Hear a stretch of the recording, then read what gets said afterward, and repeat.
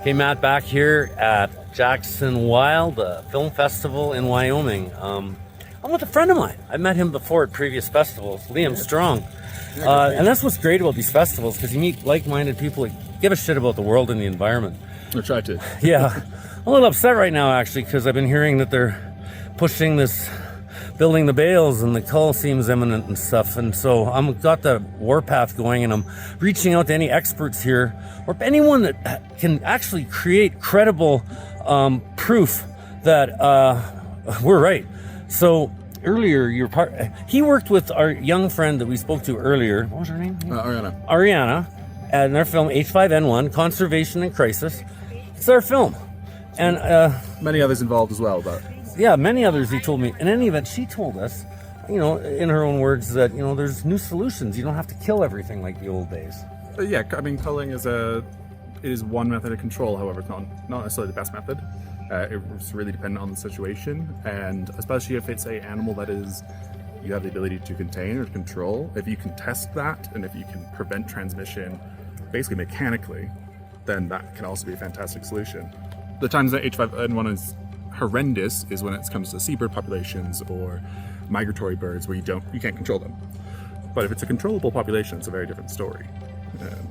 And it would be nice if they could test them, right? Oh yeah, and there's tests, so you can tell if they're not allowed to. Oh, they're not. They charge for every bird. They test $200,000 and 6 months in jail. For checking for antibodies, or yeah, well, we don't know why. Why would that be? Do you think maybe somebody is behind that, wanting them not to prove that they're right? Because they're into science, and they actually have antibodies that they're trying to develop into treatments to help society. Sure. Yeah, I'm not. Have you looked into that at all? How we can develop antibodies?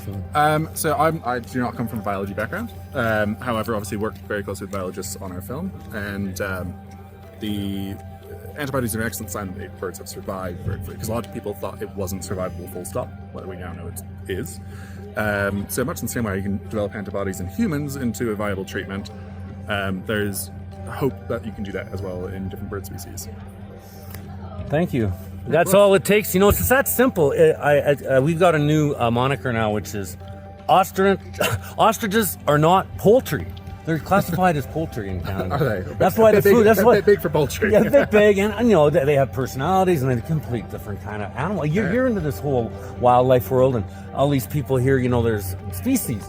They actually evolve from the retire. A bird, and these are tall walking birds, and they were thrown out of ease back in the day by some lazy bureaucrat that just wanted to control them somewhere, and they're in the wrong category. And you would think that would just get the whole case thrown out, but.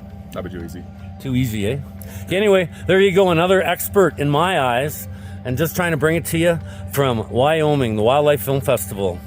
Let's get those ostriches saved.